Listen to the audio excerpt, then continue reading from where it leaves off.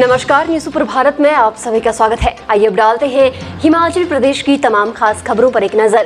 पर्यटक की तरह आई है आम आदमी पार्टी, किसने ये बात कही है और क्यों कही है, पूरी जानकारी आपके साथ साझा करेंगे। ऊना जिला के बाथू बाथड़ी में हुआ बड़ा हादसा, क्या हादसा हुआ है ये भी पूरी जानकारी आपके साथ साझा करेंगे। गैस सिलेंडर पर हार चढ़ाकर कांग्रेस कार्यकर्ताओं ने दिया धरना, कहां पर धरना दिया गया है पूरी जानकारी आपको देंगे। आइए अब जानते हैं सारे खबरें विस्तार से।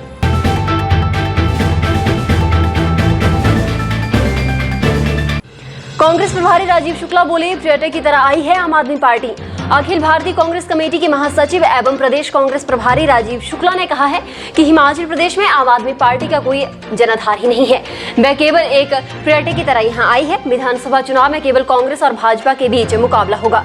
वीरवार को प्रदेश कांग्रेस मुख्यालय राजीव भवन शिमला में मीडिया से बातचीत करते हुए शुक्ला ने कहा कि प्रदेश में कांग्रेस से मुख्यमंत्री का चेहरा और संगठन की सरदारी हाईकमान तय करेगा। उन्होंने कहा कि प्रदेश की सत्ता में आते ही कांग्रेस कर्मचारियों की पुरानी पेंशन को बहाल करेगी, आउटसोर्स कर्मियों को नियमित किया जाएगा, सरकारी विभागों, बोर्डों और निगमों में आउटसोर्स आधार पर भर्तियों की प्रथा को समाप्त किया जाएगा।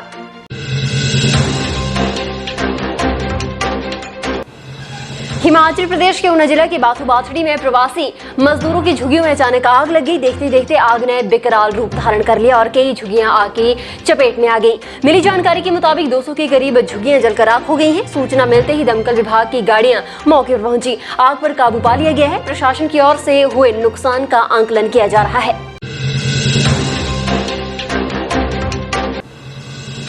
गैस सिलेंडर पर हार चढ़ाकर कांग्रेस कार्यकर्ताओं ने दिया धरना। जी हां, कांग्रेस कार्यकर्ताओं ने गुरुवार को बढ़ती महंगाई के विरोध में शिमला में उपायुक्त कार्यालय के बाहर धरना दिया।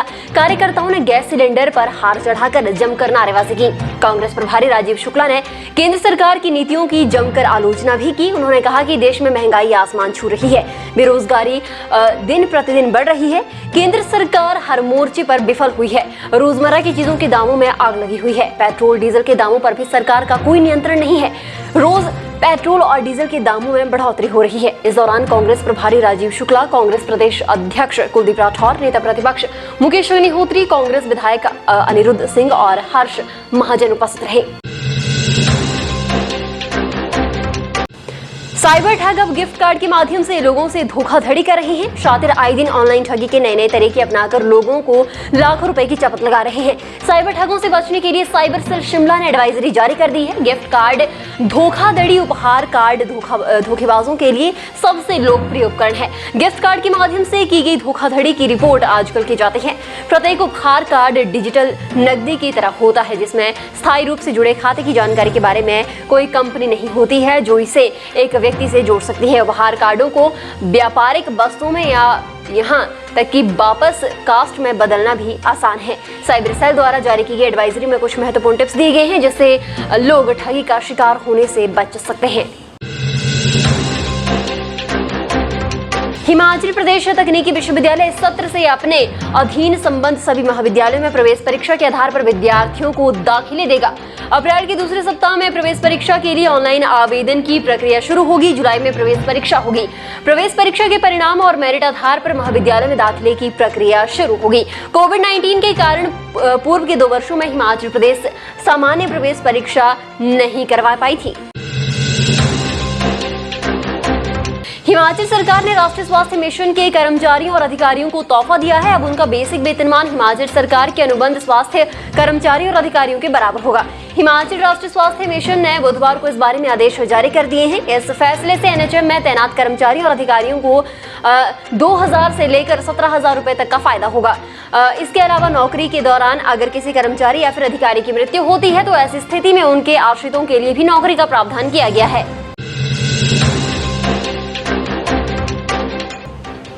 सीमेंट और सरिये के दाम बढ़ने के बाद अब ईंटों के दामों में भी बढ़ोतरी हो गई है। इसके अलावा बिजली के वायरिंग का सामान भी अब महंगा हो गया है। आए दिन बढ़ रही महंगाई ने घर का निर्माण कार्य कर रहे लोगों की मुश्किलें बढ़ा दी हैं। ऐसे में आम आदमी पार्टी को घर बनाने के लिए आर्थिक परेशानियां लोगों की बढ़ गई हैं। सीमेंट, सरिया और रेत बजरी के बाद अब बिजली की वायरिंग का सामान भी महंगा हो गया है। मकान के निर्माण कार्य में बिजली की तारों के दाम 1700 प्रति रोल तक पहुंच गए हैं। इसके अलावा बिजली उपकरणों के दाम भी बढ़ गए हैं। एक कमरे के निर्माण कार्य के जहां पहले 7-8 हजार की वायरिंग होती थी, वहीं अब 10 से 12 हजार रुपए में हो रही है। मुख्यमंत्री जयराम ठाकुर ने सिरमौर जिला के शुलाई क्षेत्र में 20 करोड़ की विकासात्मक परियोजनाओं के किए लोकार्पण और शिलान्यास। मुख्यमंत्री जयराम ठाकुर ने सिरमौर जिला के शुलाई विधानसभा क्षेत्र के एक दिवसीय दौरे के दौरान लगभग 20 करोड़ रुपए की लागत की विभिन्न विकासात्मक परियोजनाओं के लोकार्पण और शिलान्यास किए, जिसमें 11 करोड़ 61 लाख रुपए के 3 लोकार्पण और 8 करोड़ 14 लाख रुपए के 11 शिलान्यास शामिल हैं। जयराम ठाकुर ने कहा कि देश के 4 राज्यों में हाल ही में हुए चुनावों के बाद प्रदेश में कांग्रेस नेतृत्व की स्थिति दयनीय है। भाजपा ने इन सभी राज्यों में भारी जनादेश से जीत हासिल की है और प्रदेश के लोगों ने हिमाचल में भी भाजपा सरकार को पुनः सत्ता में लाने का मन बना लिया है। उन्होंने कहा कि कांग्रेस नेताओं के पास राज्य सरकार के विरुद्ध कोई मुद्दा नहीं है और वे आपस में लड़ने और पार्टी में ही अपना वर्चस्व स्थापित करने में या फिर साबित करने में व्यस्त हैं। बिहार के पटना में 28 से 30 मार्च तक हुई राष्ट्रीय जूनियर कुश्ती प्रतियोगिता में हिमाचल की कृतिका ने कांस्य पदक जीता है। कृतिका ने 76 किलोग्राम भार वर्ग में ये उपलब्धि हासिल की है। प्रदेश की तरफ से 30 पहलवानों ने कुश्ती प्रतियोगिता में हिमाचल का प्रतिनिधित्व किया। 10 लड़कियों में मेडल जीतने वाली कृतिका ही है।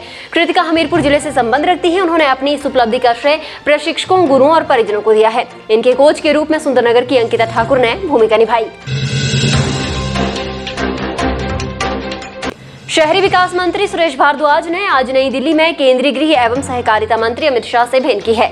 उन्होंने कृषक उत्पादक संगठनों के बारे में जानकारी देते हुए केंद्रीय गृह एवं सहकारिता मंत्री से आग्रह किया कि सहकारी समितियों के रूप में एफपीओ की कवरेज के लिए योजना का विस्तार प्रदेश के सभी विकास खंडों तक किया जाना चाहिए, चाहे वे एकीकृत सहकारी विकास परियोजना के अंतर्गत आते हों या फिर नहीं। उन्होंने कहा कि राज्य सहकारिता विभाग द्वारा गठित एफपीओ को भी उसी प्रकार का प्रोत्साहन दिया जाना चाहिए जैसा कि नाबार्ड द्वारा गठित एफपीओ को दिया जा रहा है। फिलहाल के लिए बस इतना ही और बड़ी खबरों के लिए बने रहे न्यूज़ सुपर भारत के साथ।